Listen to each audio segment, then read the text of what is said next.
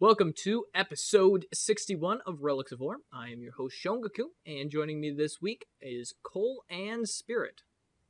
And we Hi. are doing it live, which is kind of exciting. There's a few people in our chat room that look like they're pretty excited. We have 7 viewers. Oh my goodness. Where did these... Is that our entire guild right now is watching? Well, it's a substantial one.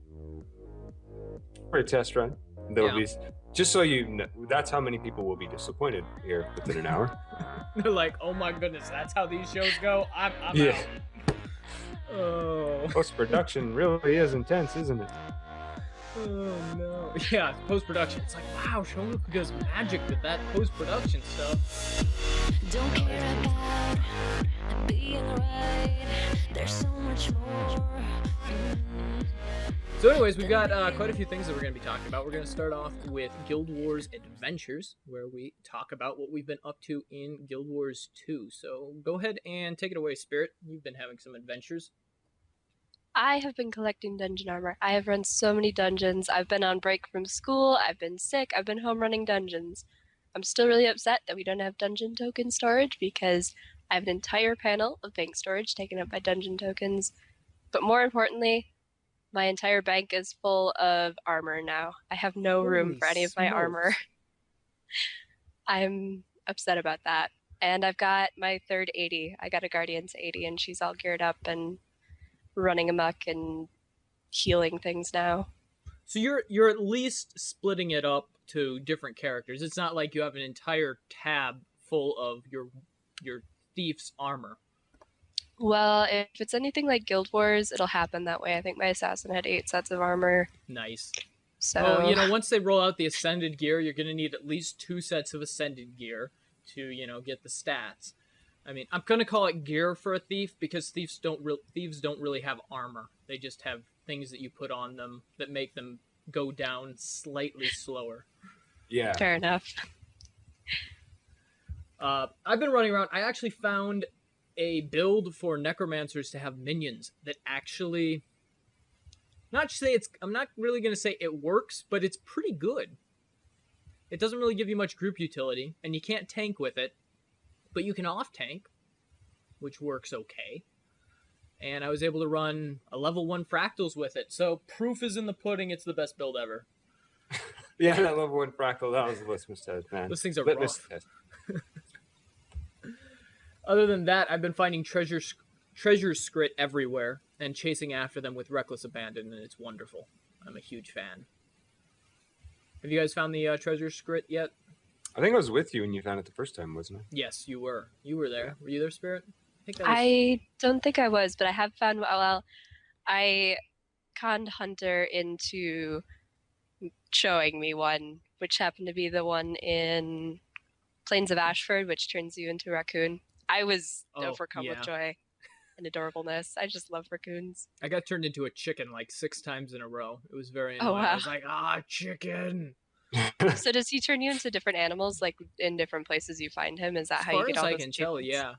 yeah. So, Yeah, I think he turned me into a... What was it? I thought it was like a raccoon or a gopher or something like that. yeah. I remember. So it must be different per zone that he shows up in. Does he show up in all zones, or is it just the lobby zones? I don't know where I don't know. I've only ever found the one, and like I said, I made Hunter show me where it was, so So does it They're always pretty spawn in the same spot?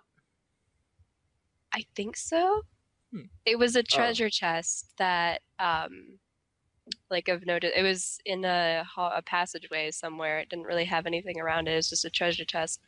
And I open up, and this giant script pops out and turns me into a raccoon and runs away. Yeah. Nice.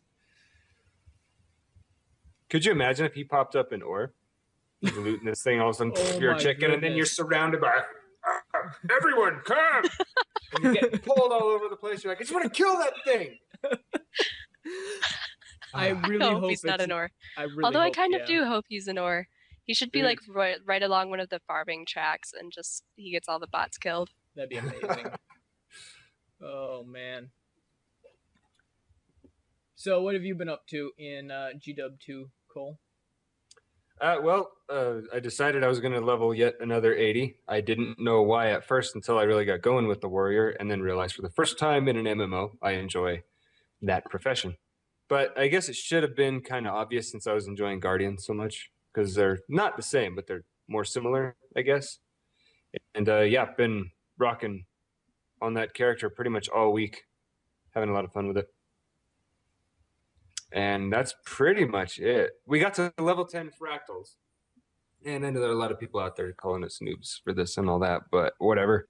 We just want to have fun. And anyway, everybody in the group, nobody got their pink. Except for this guy. You did, didn't you? I did. So I halved my agony damage. I'm So the Guardian. I mean, at least then I can res everybody after it's over, right? So you just, you got to level 10 and you got your ascended ring. I just hit 40 fractals run and I had only been through rank 2 fractals, so Yeah. you call yourself a noob. Yeah. Well, there's just so many people, like 60 level 60 fractals and stuff like that. You're seeing people asking for that, and I'm like, how? No. Does anyone know in chat what the highest fractal level is yet? I think it's 80, isn't it? I've heard upwards of 70, but 70 was the last that I heard. It's technically infinite, mathematically infinite. They just keep adding numbers. I mean, I guess eventually if you hit a big enough fractal level number, it would 90. Be like stack overflow. 90. Holy smokes. So someone's hit 90. I can't, because you don't stack up, but the gear only supports 40. That's what Evie's saying. So if you're at 90, you guys are pretty dang good at what you do. Yeah. Shit, man. We salute you. I hear that at that rate, you need like 3 Guardians per group. And I know I'm like the Guardian biased guy, but I seriously heard that. Yeah. Oh, you have to do crazy stuff? Oh, you have to bug the crap out of it. So it's a glitch. You're supposed to exploit when you get above level 40. That's the only way to keep going. Imagine if they did that more often? Jeez. What if their premier dungeon, say, Ara, the 4th path, required that too? They did kind of fix the 4th path on Ara, by the way. Did they? The sparks follow you closer now, so you can get it in. Yes. So that's not technically a fix because it doesn't address the actual issue which is her re-stealthing at 50 health after you've taken her down the first time. For anyone that doesn't know, okay, this Simon, High Priestess, when she gets to 50%, she will stealth and she will begin to heal herself.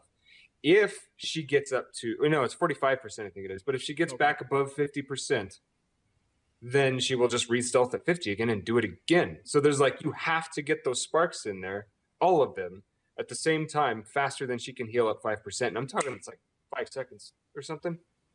But anyway, there's a way to bug it so that you drag in all but 1 spark during the first disappearance. Then you let her heal to full, and then you get her back down that far, and you only need to drag 1 in this time. But even then, that's a pretty tough challenge. But right now, from what I read, and I asked this question on the subreddit, and pretty much everyone was saying, yeah, you can do it. It's just as long as you exploit, so it's not bugged. Do you guys know what a bug is? This is bugged. So they fixed it so the sparks follow you more closely. Yeah. So you should theoretically be able to pull it in. So we'll see if that actually fixes it. That could, because I know people are having, you just fight her from the circle. But I haven't actually done the route, so who knows. Anyways, let's go ahead and move on to some speculation. I'm going to skip Legendary Dilemma. Yeah, who cares about legendaries? They're pieces of shit. Well, actually, they're kind of awesome. Also, really quick on legendaries. I read Twilight, and you can donate materials. Yes. Okay, go ahead. So, go ahead. Well, okay, really quick. What they've got they've said on the forums that if you transmute a legendary with an exotic to get the stats that you want, currently it turns it into a transmuted exotic, as opposed to keeping its legendary status. From what it sounds like, they're working on programming it so it maintains its legendary status with the stats. And what that should mean is that you get the stats that you want, And then when the ascended weapons come out and it gets upgraded to the ascended class, it should maintain the stats that you want in ascent, and so it'll rank up to the ascended version of those stats. So they're working on that. That does not happen right now, but ArenaNet, that is their intention. So at some point, so I wouldn't recommend transmuting right now, but once they get that fix in, I wouldn't recommend it, honestly. Well, right now, just get the exotic. It's the same stats, right? Right. So you just hold on, you just run with the exotic and then equip the legendary when you want to show off. Exactly. Lion's Arch equipped it. Yeah. But the nice thing is once they get that code in, since it's always supposed to be top tier weapons, that means that you have a weapon with the stats that you want pretty much permanent, which is kind of nice. It'd be really nice to be able to reverse a transmutation as well. That would be an interesting effect. But you could just like spawn an item, wouldn't you? Because they become. Do you mean just revert the stats? Just revert the. Oh, that's a good point. There's the stats that are coming into. But yeah, like undo what you've already done, and you don't even have to get the other piece back. Just like if I accidentally transmuted the wrong thing onto a chess piece, and I said, "Boy, I wish I hadn't done that," you know, maybe you could buy something. It's like transmutation, right? Erase mutation stone. I don't know. Can we move on? This is dumb. So we've got a lot to speculate about, actually. Specifically, we have the January update coming, and it's going to be. It says that it's setting up the stories for February and March. Do we have any idea what we're in store for in the January update? Any subtle hints? Not that I know of. So I'm thinking probably we might see the first wave of dungeon revamps rolled out. What do you guys in chat room think?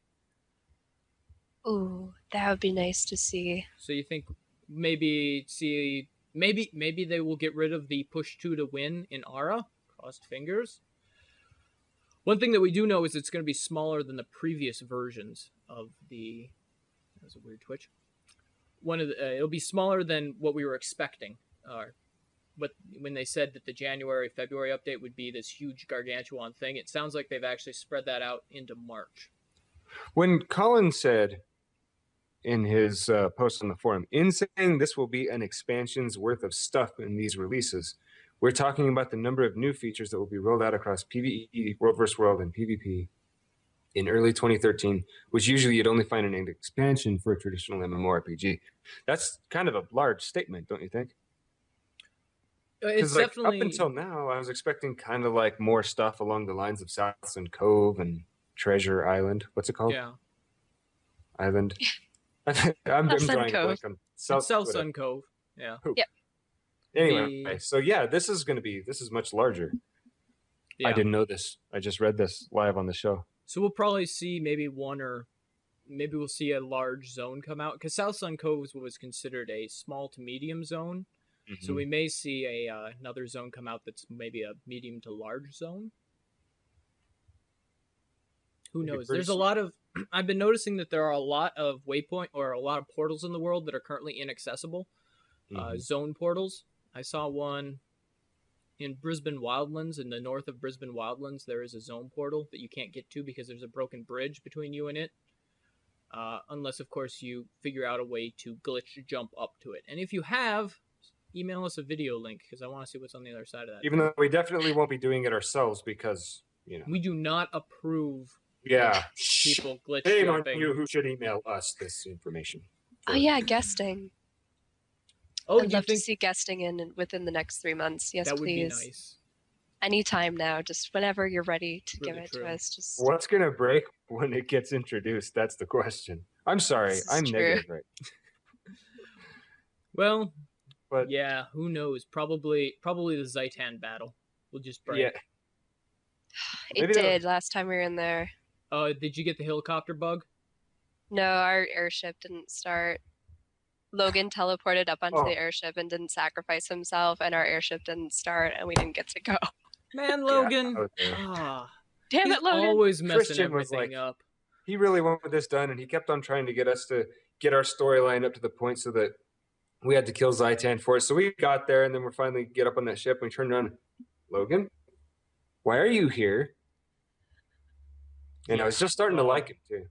But Yeah, he just done his. The thing is, okay, so it's tethered on the ground. It's also tethered up attached to the ship. So I since know. we climbed up it apparently to get onto the ship, why doesn't someone who's the last on the line just go sword cut? Now everyone's on the airship.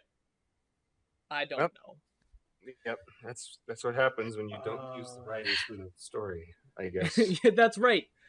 Evie said in chat, so wait, he didn't run away and messed it up. So even when he doesn't run away, Well, he ran messes up. things up. Oh, so he was running away. He was running away. He's like, I'm gonna make this noble sacrifice, and then we all get up there, and he's like there behind you, and you're like, wait, I thought. He's like, I got scared. I'm sorry, guys. I'm sorry, and he used that one guardian skill to teleport you to an ally. Oh no. Evie did also mention that it looks like there's be an emphasis in January on getting players into the existing world, and actually over the next few months. So I know that Colin has said that. So what sorts of do you think maybe a lot more updates out in the world as far as dynamic events and that sort? I would like to start seeing. This is just what I'm saying. What I'd like to see in this patch is NPCs that are worth damn. Maybe, I mean, all they have to do is stand there and do 0 damage. I would be happier with that because right now you're like looting crap. It's like, oh crap, I just started resurrecting Ritlock and I'm gonna have to like jam my S key to back up. Stop rezzing. Does anyone else have that problem? It's like you're signing a commitment to resurrect this person. It's anyway, so NPCs that are worthwhile and less red shirts as well. I also I'd like to see. Oh, yeah. Go ahead. Go ahead. I think what we might be seeing coming up is the transition to the next phase of whatever we'll be doing overall in the world. With maybe we'll start to see. We've been speculating that Jormag is the next dragon we'll lay after. Maybe we'll start to see Jormag's effects more in the world and stuff like that. Oh, that would be cool. I wouldn't mind seeing maybe like. You're wandering through Keswick's Hills or something. It's all nice and green, and all of a sudden, blizzard! Bam! Yeah. Like, oh my goodness! The NPCs start running away. They all get downed because that's what NPCs do in Guild Wars. It's their thing. That would actually be kind of cool. Or I like Evie's idea. Primordius just erupting out of the ground everywhere, and we would have all been like, and we thought it would be Jormag, but it's fire. That would actually be kind of cool. Yeah, there's not really that much going on with him right now. I mean, in Keswick, you've got the destroyers in that one spot. I mean, I guess there's a decent amount of destroyers hanging about. Yeah. Maybe I just don't visit. I tend to go to like the snowy areas and stuff, the northern areas. So that's probably why it seems like Jormag makes a lot of sense because I've seen a lot of his stuff. But yeah, I'd play. We don't really see anything. There's not a whole lot of destroyers out in the world. There's Mount Maelstrom. There's that area in Keswick. And is that it? I think so. I think there's some caves with destroyers. Aren't there a lot of them in Fire? Oh, there's one. Are those destroyers? No, that's all the Flame Legion. There's a couple in Lornar's Pass. Yeah. And maybe whatever the one is. You find some in some dredge tunnels, don't you? Yeah, but they're all underground. They're not really up and destroying things yet. They could do what they could do live something. Up to the name. Well, Quasi-destroyers. They could do something similar to start directing us towards like the Moria patch in Lord of the Rings Online, where they do an entire expansion pack underground, and you're just fighting through, and maybe the Azura are trying to reclaim their. Oh, that would be sweet. Reclaim their houses. Speaking of which, expansion packs, a company in South Korea went to NCSoft and they had a talk with them about financials and that sort of thing, and they came away and they said they were expecting to see an expansion pack for Guild Wars 2 before the end of this year. So that's an interesting. Where do you think they might go with that? I mean, we have the Primordius idea. Spirit, where do you think they would go with an expansion pack? Okay, this is mostly just wishful thinking on my part. Can we go to Cantha, please? Yeah, that's please. we had the Jade Sea fractal. We've got the Tengu. You could just kind of, send us over to, that place I really like with the awesome Jade Sea and the Kurziks and Kainang, which would be awesome with the Z-axis when you don't have to run all the way around to hop over the little box that you can't jump over because there's no Z-axis. That's a good point. Those I really wanna go boxes to in Kantha. Kaining were annoying. Yep. But logically, I think probably northward to Eye of the North Territory, Blood Legion homelands, whatever's up north. We've been speculating we're going after Jormag, like I said. So I suspect that's the direction we're heading. Wishful thinking, Kantha, please. Where do you think we'd be going, Cole? I'm agreeing with her that it's probably going to be northward. I've seen some things that I've always kind of held this line just because it's a unique take on things, but going underwater, I think they have something in the future. It's not the next expansion planned out for going underwater because we've got the Largos set up. You can kind of tell they're shoehorning a cool race in there for us to look forward to being, but they're going to have to fix underwater combat pretty heavily right now. It's a little bland and frustrating at the moment, and that's not a criticism because I still feel they've treated underwater combat better than other games have. I'm much more interested in doing underwater combat in Guild Wars 2 than say I was for World of Warcraft. How about after the big update, comparatively, where they went through and they basically added combo fields to almost everything underwater? It does seem like it's more manageable now. That's very helpful. Yeah, they should probably keep in mind though that by adding the Z-axis, that's another direction of aggro radius you need to be concerned about, and people tend to get overwhelmed real fast. And if you have one person in your group who's a dumbass, then if you have a whole, like a dungeon or a zone or personal story, if everything's focused on being underwater all the time, and you tend to run with somebody who's not cognizant of what they're doing, that person can really like strain your group. So I'm just saying, like on the Z-axis, kind of be a little more sparse and just keep it like on a planar field. You can be a little more like ore, but not up and down too. Like in ore underwater, Jiminy Christmas, I want to knock down an elder with permission or something. That was a terrible thing to say. I know. I'm sorry. You're a terrible person. What am I Chat room talking- has an interesting idea. They're thinking we could head north, but not necessarily go after Jormag, go after Eye of Janthir and the Mersat. Also, Spirit is apparently lagged out.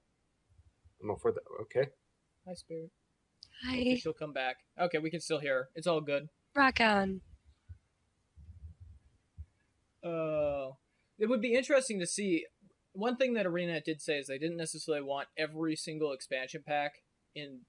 They didn't want to do Dragon expansion, Dragon expansion, Dragon expansion, Dragon expansion until we killed all of them. So if we went with Isle of Janthir and more of a Mersat focus, Spirit's back, we would have a lot more. We'd get that diversity, and that would, and we do, as they've mentioned in chat room, Agony. It's in the game now. It isn't technically Spectral Agony, but it's kind of the same thing. Well, that could be what Agony right now is all about, though, is it's the kind of precursor to something that Infusion is going to be even more useful for. Like, the upgrades will probably improve. I don't know if they'll change the gear, but the upgrades to that gear will improve as they introduce what is true Spectral Agony that's more like Guild Wars 1. Yeah. Would be kind of sweet.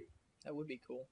The interesting thing is, what if Fractal of the Mists, we go into one that happens to have some Mersat that show up? And then you disconnect, and then everybody can't do it anymore? That's a problem. But no, I'm thinking... I'm in a happy place right now. You are. You need Didn't they say they were fixing the Fractals disconnect with January? They're working on it, yeah. Yay. So that would be yay. 2 thumbs up when that gets fixed. But what if you had, like, since there's only, 4 or 5 Mersat left at the end of Guild Wars 1, you've pretty much genocided all of them.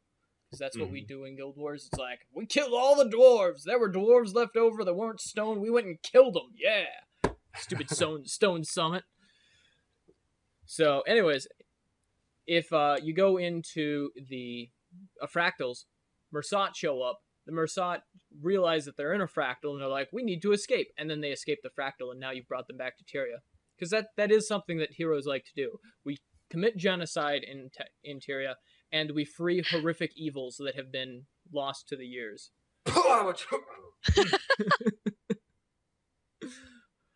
So I think, you know, and we kind of have to live up to our Guild Wars 1 heroes and basically do the same thing. I like the fact that you brought up fractals again, in that it, other than the disconnect issue, they kind of went right in a lot of ways with it. I wouldn't say the way they tiered them up, that could be refined. But the fact that they have checkpoints instead of all these waypoints that are all the way across the map and you have to run through and all this stuff, there were definitely a lot of improvements that they introduced with fractals. They just also experimented on other things that were a little bit more mistaken. But I like that they have both types of dungeons to look at and say, what's best from each of these? Did you hear the theory that fractals are probably actually kind of a changed version of personal story? Because if you really look at the way that it behaves, it acts like a personal story, not a dungeon, except that you can bring other people with you and stuff. Well, you can have a personal story. It just doesn't work very well. Yeah. Well, that gives me more hope for eventually them releasing a something in, like, if you could, radiant questing, like in Skyrim, where NPCs will generate a random location and a random goal, and then you'll walk up to them based on who they are, so it's not totally random, but they'll say, like, I need you to go get this for me, or I need you to go do this, and then it'll look at the map and say, okay, this guy hasn't been here very often, and then it sends you over there.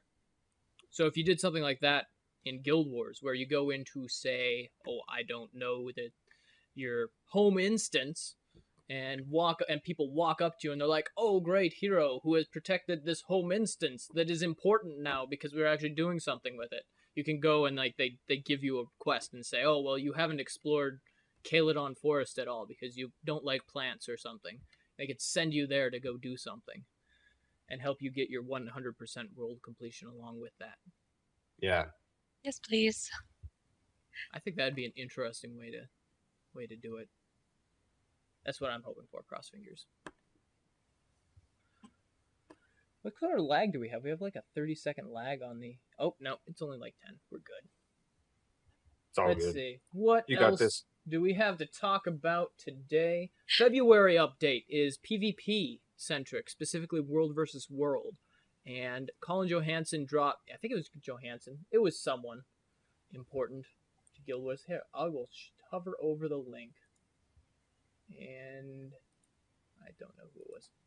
Anyways, they said that while they aren't revising the 3 home maps, they never said that they were not working on additional World versus World maps. So, what do you think that means? Do you think that they'll be pulling, like, one home map from rotation and putting another one in its place so that you still have both, like, maybe 2 or 3 home maps, or 3 different home maps, as opposed so that you have asynchronous? Or do you think they'll keep the home maps so that everyone has equal footing and then add, like, an extra map that is similar to Eternal Battlegrounds, unique? I'm going to say the latter. I'm going to say they'll add another map that'll maybe draw people away from Eternal Battlegrounds, because that tends to be a...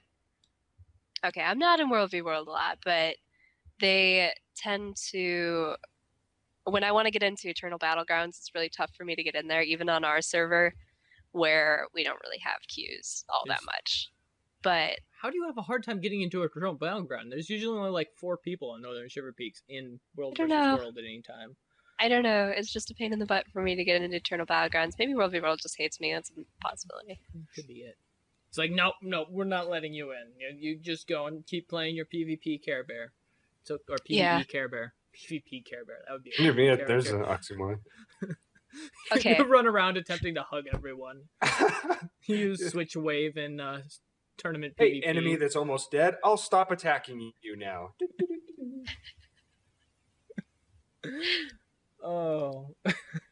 Okay, great idea in chat. They want us to rotate Eternal Battlegrounds with a super massive water-only map. Do it. Whoa. No, that's a terrible plan, Cole. You don't want to take that seriously. No. Could you imagine the griefing that could be done? Yeah, you know what that would be counted as? Griefing by ArenaNet. Yeah, pretty much. And they do grief. You know that. Ah, April Fools. They do, like, That would be an You amazing guys, April April Fool's Fools. joke.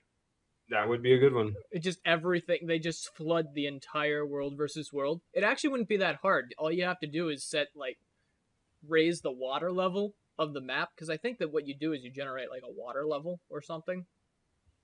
I don't know actually how their engine does it. Never mind. But what you could do is just dunk the whole thing. That'd be amazing for a week around.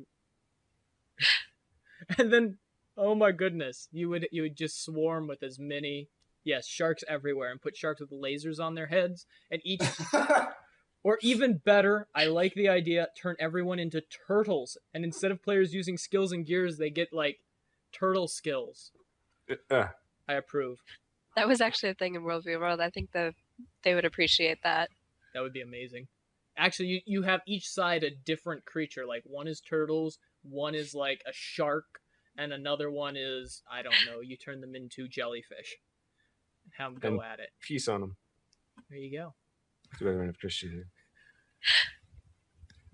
Yeah. That'd be, So that those are should some happen. bad ideas. Congratulations, folks.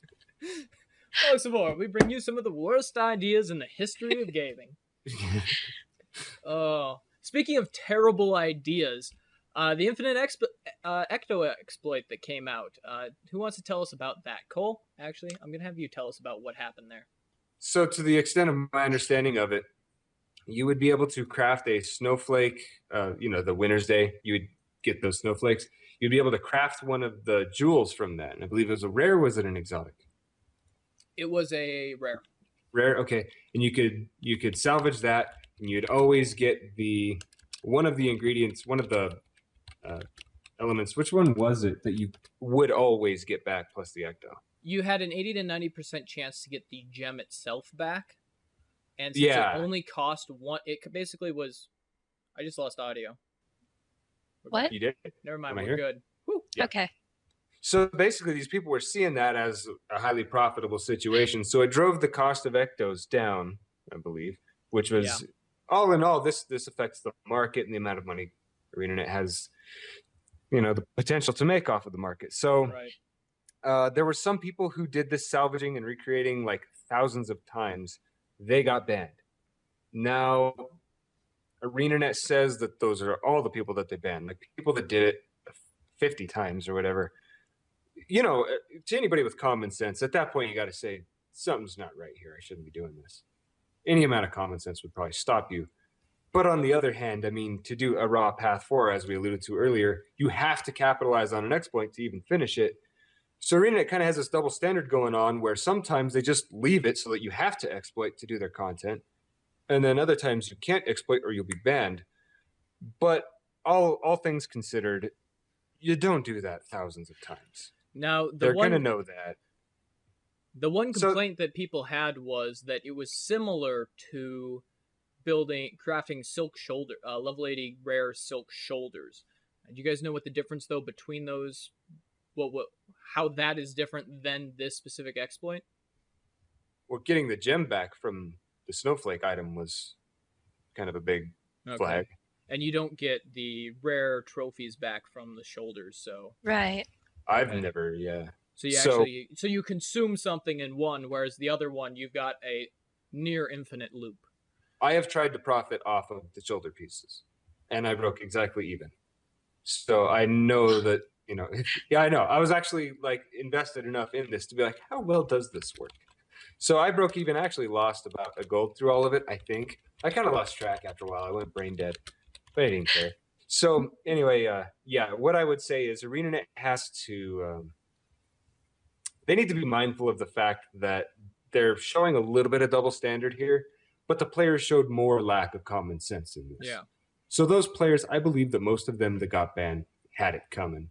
But there are some people who are giving their account of it and they're saying, I didn't do that many and I got banned.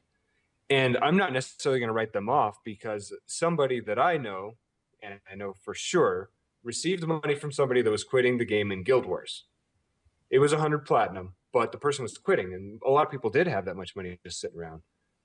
And this person got banned from Guild Wars for that. And there was I guess they fought for a week over this, fought with ArenaNet over, and they got reinstated.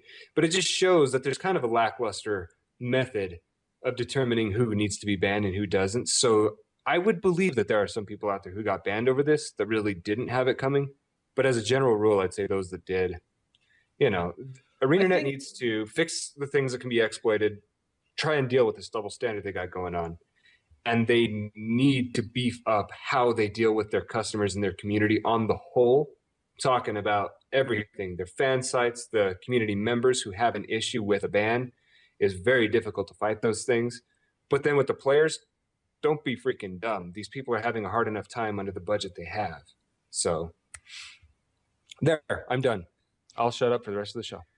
So yeah, and that's definitely, it was definitely an issue. I know that some people posted about it on the forums, and they didn't ever get it. They got a straight answer after the bans went out, but ArenaNet, basically their philosophy is common sense. Now, several people do, over the past, when bans have been handed out, there have also been stories of people able to appeal the ban and getting back in a few days later. So there is. So they will work with you on some level. So it's not completely hopeless, but it's definitely rough right now, and I think hopefully they're feeling things out. Hopefully, but getting a feel for it now.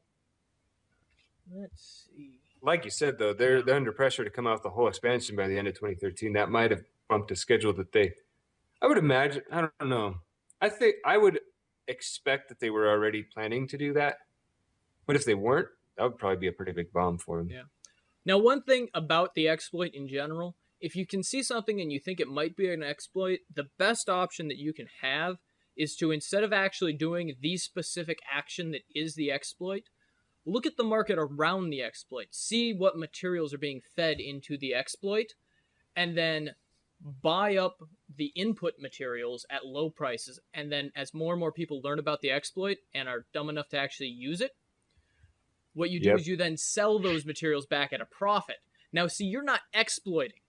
You are simply playing the market. And then you could say they're exploiting the exploiters, but the exploiters... Right, and that's the best option, because the exploiters are going to get banned. So get your money from them as soon as you can. Yep. Also, when the exploiters produce the items and put them on the market, as far as I know, when they get banned, those items aren't removed from the marketplace. So what you do is the price is going to drop through the floor while the exploit's active. And so you buy those up when their price is down and then resell them high. So like Ectos dropped about 10 silver during the exploit period. So if you were buying up Ectos, if you know about this, don't do the exploit. Buy the resource that is driven to the ground, because once those people get banned, the people that were storing it up to try and drop it out slowly but surely over time to try and keep the market reasonable, all those Ectos are gone, and the price is going to be back up to 30 silver like it is now. So if you find an exploit, note it, bug report it to ArenaNet, and then exploit the crap out of the exploiters. That's what you should do. So well said. That's the best way to deal with that, to make money off of that. So hopefully we'll see fewer and fewer exploits, but with how many patches they're doing, I'm pretty confident that we're probably going to see at least one minor exploit per patch, just because the patches are big and it's hard to... I mean, how many people in testing are going to say, we're going to make this recipe and we're going to salvage it 100 times and create a graph that says, oh, hey, this graph shows that 80% of the time you get the gem back. Probably most testers, especially if it's like a public type test, then you're not really going to get that sort of feedback back. So it's really hard to identify that sort of thing in a beta situation. Although now ArenaNet knows probably to have a period where they're like, all right, guys, you're going to make 1,000 of these things and salvage them. Salvage them all and see what numbers we get back. If there seems to be a bug on one of them, then please, we'll fix it. So that would be interesting. If someone at ArenaNet right now is like, I really don't want to salvage this Twilight. Oh, but I have to. I was asked to. You wonder what happens when you salvage a legendary. I saw one video about it because a guy was sadness. Sadness happens. Yeah, pretty much. The game just quits. It's like, wow, you really don't want to play this game anymore. Okay, we'll just ban you. The little Microsoft paperclip guy comes up. It looks like you're tired of Guild Wars 2. Would you like help in quitting? or maybe tries to talk you out of it. And then the guy is going, I meant to salvage the exotic, not the legendary. And now you, I hate you. Well, the nice thing is they do have that one-time rollback. So if for some reason you do salvage your legendary, how this would ever happen, I could see it actually happening. I know a lot of people who would have, who have salvaged things that they shouldn't have before, and they're like, no. You get a one-time rollback? Yes, they have a one-time rollback. You contact them, you say, I just did this, or someone hacked my account. And with it, I think it was the December update, I do believe. They implemented a one-time lifetime rollback. So that is useful info. So you can now roll back your account once in the lifetime of that account. So if you delete your legendary, that'd be a good time. You should probably get that rolled back because that is hours and hours of your life. Yeah. So there you go. So, good news is that they have rollbacks. Since we've been taking it pretty hard on ArenaNet here, I do want to point out, though, that in a thread about mouse turn lag, I'm always talking about how they need to be just candid and straightforward with us. A guy named Evan Lesh did that, and I want to give that guy some props. Yeah. Because these people were asking for sliders because like when you turn your camera, there's some inertia to it. It doesn't just stop like it does in some games. And what they're saying is that some people get sick from that. And I'm not sure if I might be one of those people that would. I couldn't tell you for sure because I have some neurology stuff. But so anyway, what they're saying is they're trying to keep the UI and the options from getting too cluttered up. So they're trying to be cautious about, well, should we just turn down the inertia? Should we make it so there's just a toggle so you either have the inertia or don't? Or should we just leave it as is? And some people will just have to deal with this. But he just said that. He was just very straightforward. It wasn't some political jibber jabber about, trying to make everybody feel good. And I just wanted to say I appreciated that. Yeah. Fix your camera. One thing I've been doing of late is going through and tracking all of the major dev posts, and they do have quite a few people that go through and are pretty straightforward as far as that. So while the ones that get publicized a lot tend to be the ones with a lot of political speak in it, and that's true, and that there are quite a few posts actually that I've been finding that are very straightforward, like the one about the legendaries. Colin Johansson, I believe, just had one about legendary scavenger hunt and about what's going on with that. Which was interesting. He's the ArenaNet resident badass. Like, any criticisms you're making of them, it's not really about him because he's like that guy you go have a beer with. Okay. I'm probably never going to have a bad thing to say about that guy. He pretty much is. And then very good someone else that's been impressing me, though, is I don't know if I'm saying his name right, but Robert Hruda? Hruda? H-R-O. Okay. D-A. I like reading his posts, and he's actually talking about dungeon fixes and stuff. So he was the one who posted about that at Raw Path 4, and I thought it was, not a good fix. But, I mean, there was nothing there that made me feel like this guy was, like, trying to... pull a fast one? Yeah. It's like, well, I don't think that was the right thing to do, guy, but okay. Thanks. Yeah. At least something was made easier. At least now you can track the sparks. We're still not going to do Path 4 until there's a better resolution to it. Well, I wouldn't be surprised. I think once the revamp rolls out, I think we'll see some pretty significant changes. Yeah, everything. At least that's what I'm hoping for. We'll see. It'll roll out and like they changed one boss in one dungeon, and I'll be like, no. They also said, I think it was Robert that said the Giganticus Lupicus fight, clones and minions and all that shouldn't be spawning grubs right by him. But I was listening to my wife and a few other people doing a Raw the other day, and it sounds like we're still having an issue with that. So it doesn't happen as often as it did before, as far as I can tell. They only got 3 stacks. Yeah. I've gone in there with 8 stacks, and if I was on my Guardian, we got through it because I just, Stairmaster. But without that, it's like, we're not doing this. Because after 8 stacks, he's already a beast. But yeah. He's rough. So yeah, gotta love Guardians. Yeah. Interesting thing, Evie was actually talking about in guild chat recently about sPvP, and I was talking about how Colin Johansson, was it Johansson or was it Johnston or whatever his name is? There was a post on the forums about their current plans for structured PvP, And he went through and he said their current thing is the custom arenas. Then there's the matchmaking, and they listed a whole bunch of other features. One of the things that was not in there was spectator mode, and I said that's weird that they don't have spectator mode. And I said John Peters, thank you, Evie. See, this guy knows what he's talking about. So John Peters posted this, and the problem is now that the game's been out for 4 months, a lot of the people that were geared up to do really serious PvP, sPvP, and shoutcasting and all that stuff have sort of drifted off because there's not any support for it. There's no way to really shoutcast a match from multiple points of view, to move your camera around. And so we're discussing what they could do if they were actually still serious about doing structured PvP as an esport. And Evie had the interesting idea of making the structured PvP portion of Guild Wars 2 go free to play. What do you think that might look like, Spirit?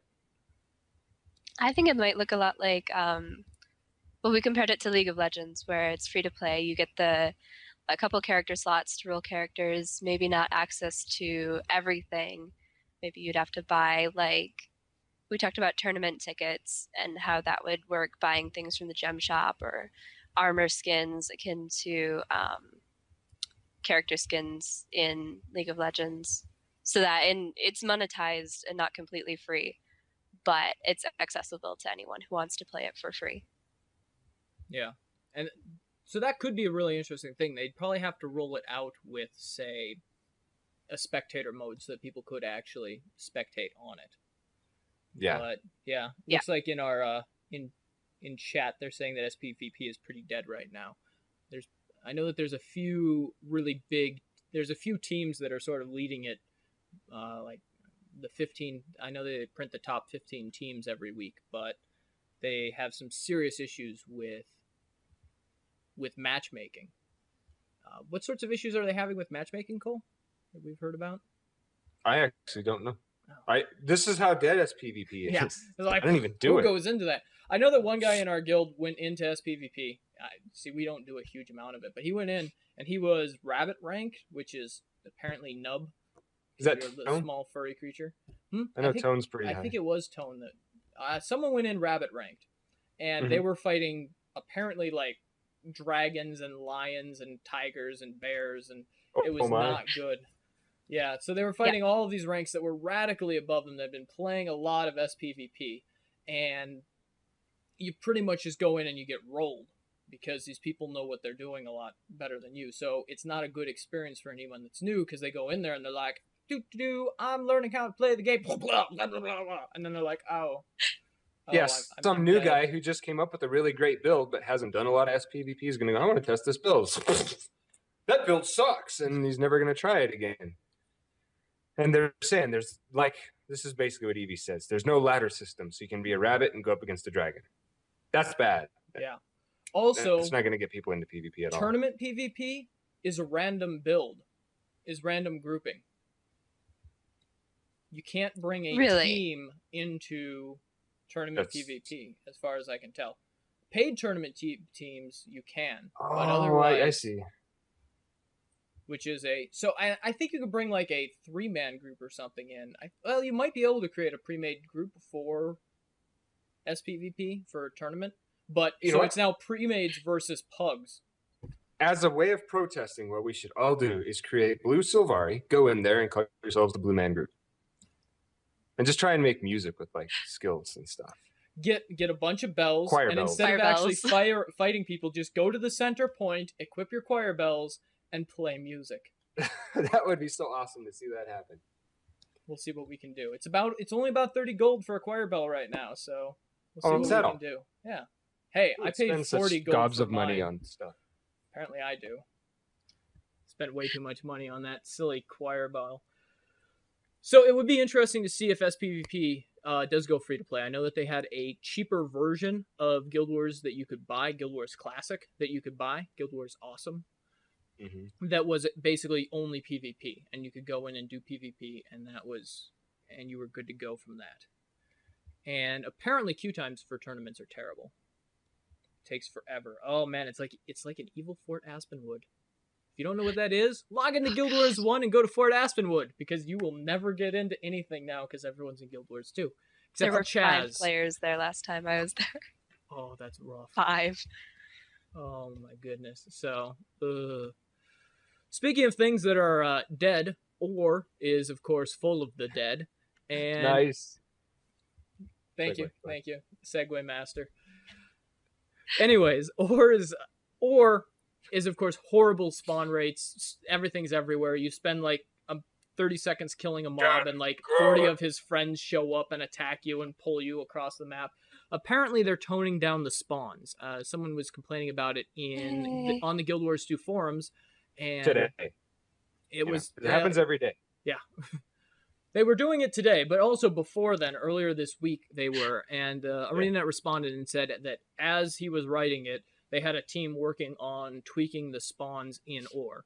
Now, whether that's density or just spawn rate, because I think the main issue was spawn rate that they were talking about, it's going to make life a lot easier for people because you're not going to be constantly dying. Now, for those who are farming charged lodestones and onyx lodestones, that's going to suck. It's for you. Because now it's going to be like 4 minutes between spawns of elementals. You sadistic bastard. Wait, masochistic. Yes. So if when that patch goes live, hope that you have a whole bunch of lodestones saved up because they're going to go up in price. Oh. Oh no, they're already so expensive. They're like 3 gold. Yeah. That'd be terrible. No. Time to farm lodestone. Yeah. Go farm lodestones before they up the spawn rate. So everyone come. There you go. All right. Well, we're almost done with the show, actually. We've been blitzing through this thing. We've only been doing this for like 3 hours. To finish off, we have some good pro tips. First of all, is this month we have it's jumping puzzles for the monthly, and Hunter's Insight has some very awesome jumping puzzle guides that tells you where to go to get to the jumping puzzles, which is awesome because that's all you need for the monthly, is to get to the jumping puzzle. You don't even have to jump it. So if you hate jumping puzzles, you can still get the monthly. Also, these are more like running to entrance puzzles achievements. If you're if you're really lazy, just log in every day, hit all 3 jumping puzzles in Lion's Arch, and in 10 days you have your daily, your monthly, because it resets every day. Yeah. I'm not sure why they designed it that way, but apparently they were like, well, people have already done all the jumping puzzles. We don't want to make it too hard for them, so it's like the easiest monthly achievement ever. They saw our jumping puzzle videos of people over mobile going, "Grrr!" And they were like, I don't know if people are liking this or not. Let's give them the option of doing it. The clock tower was the happiest angry I've ever been. That was an awesome jumping puzzle. I love that thing, but yeah, it was rough. Hey, by the way, every Norn out there, you should really get your hands on one of those any tonic that is like constant, like what is it? Non-consume, like I will use the word endless. Thank you. I have an endless toy soldier potion for my Norn. So when I go to do a jumping puzzle, I use that, and I'm not in everybody else's way. Of course, for these holiday ones, you can't do that. I just thought of that. Well, poop. But for other ones, at least, it's useful because, like that one in Lion's Arch where you got to back up off that cliff and you fall on the post and you back up again, get in the water, and then you run through those caves. Holy piss, that one is really hard on a tall character because your camera's just constantly up here. So once I used that potion, it was so easy. It was like having an Asura without having to roll one. I'll have to try that. I haven't been able to finish that one because I get motion sick. Yeah, so a lot easier. I'll have to try that with a character tonic. I've got you need a small one. Can the Griffin jump? I don't think. Yes. Yep. The Griffin's got a double jump. It's not. Yeah, the other day we were in a dungeon and you asked where I was, and I was in a Griffin form flying in front of your face. No, I have one of those. I just forgot whether it could jump or not. But yeah, that was pretty funny. I'm like, we gotta have Spirit here, right? Hi. Yeah. Stealth Spirit. That's what should happen in World versus World. You get like an entire group of people to charge the enemy for like in open combat, charge at them, all activate tonics, and just run away in every direction. There was actually I saw a World v World video of the reindeer. It wasn't a reindeer. Raven. There was the ruminant tonics. Do you guys know those? It turns that- you into like a oh. moose, a dolyak, or a ram. And there was a group of like 40 World v. Worlders who Okay. used those tonics, and they were just galloping around World v. World. It was great. I'll see if I can That's link the it one I was somewhere. That's I quality. want the one that turns you into a tree. Someone comes after you. boom, Yes. you're like, what the Do hell? trees have costume brawl skills? I I don't think don't so. think so. These are the important That'd be things. amazing. They should. That'd be Tree is using hilarious. breezes. Tree uses falls over. Thump. Insta kill. That's Oh good sap. no. So finishing up then, after pro tips, we do have some community things that are coming up. First of all, Frozen Wind is setting up. He was a major event planner in Guild Wars 1, and he is setting up in February, I believe 22nd. He is planning on doing the Wickerwind Festival. So you should definitely check that out on Facebook and see what he's up to. I believe he also works with Dragon Season as well. So they may have some announcements there. Also, Gosh Kia is doing the Chronicles of Tyria, which Gosh Kia is a massive guild on the Sanctum of Rawl server, and they did Chronicles of Rift, or Talara, I believe, yeah. And basically what it was is they created a Guardian guild, and every day they went to a zone and mass PvP'd with everything there, with all the enemies. So they would swarm, and the enemies would it was guardians and atheist people, whatever their name were. Are there videos of that? Because I want to see it. Yeah, there were. So I participated in like the very first one, and then I was like, I'm done with Rift because it's too much like WoW. But it was a pretty awesome, because we had like 300 people. It was the first time I ever ran into culling in the open worlds, in an open world situation. It was amazing. And so they're going to be doing that on Sanctum of Rawl, and what they'll be doing is they'll just be working their way through all of Tyria, doing events, hauling people around. As all guardians. I don't think it's going to be all guardians, but you know, you could come as like party dressed up for that. And so they're going to be doing that, and that is going to start on February 5th, and it is between 6 and 9 Pacific time. And so if you're on Sanctum Rawl server, definitely look that up, because it is going to be a good time, because they're a rather jovial group. Also, because there's so many of them, there is a possibility for overflow servers of those zones, which means that you may actually be able to participate if you know someone from that server. So we'll be trying to get in there and maybe do some coverage of it. Cross fingers. We shall see. Other than that, every Friday there's Mesmer meetups on the Gandara server. Basically, you get a whole bunch of Mesmers together and go and do something. Dungeon runs and that sort of thing. And they've been doing that for a few months now.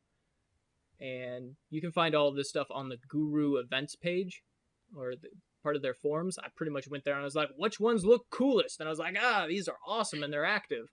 So I went and found those, and they are pretty interesting and quite successful. They've been doing the Mesmer ones for I think since launch almost. So good on them. So that is it for Community Up. Community and or why we need guesting so that we can go and participate in these things. So that has been it for Relics of Ore episode 61. Once again, I am Shongaqu, and I was joined with Coehl and Spirit. Do we have a wheel morality, guys? No, I was a slacker. Yeah, we don't have Christian around. Do you have one, Coehl? No, but I can be very quick about this. All right. Mark Twain quote. I have a real life scenario. When someone tells you Wait, you can't say it before we say, Wheel of morality, turn, tell us the lesson that we should learn, Spirit. When someone tells you to take the legs off the table, make sure you reassemble them correctly before setting things on the table. And this has been your preview of the Table Conflict 2013. You got one, Coehl? There's no, I always take it out on Congress whenever I read Mark Twain, because those are some of his best. But let's see. Stop being so political. Golf is a good walk spoiled. It's true. It is. And on that bombshell, thank you for watching Relics of Ore episode 61. Peace out. Yo.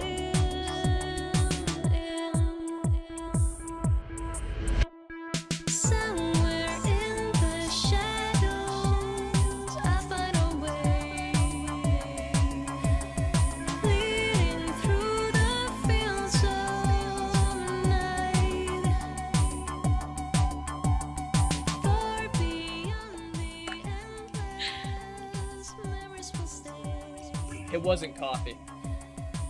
Oh, you did some OJ. I was wondering, like, you had coffee earlier. I was wondering how you ever sleep because you have coffee all the time. It'll be like Yeah. midnight. Shongaqu will be like, I'm gonna go get some coffee. And we're Beer gonna be like, beat coffee. That's what it was. It's so You got Yeah. this. The problem is coffee doesn't really keep me awake anymore. Huh.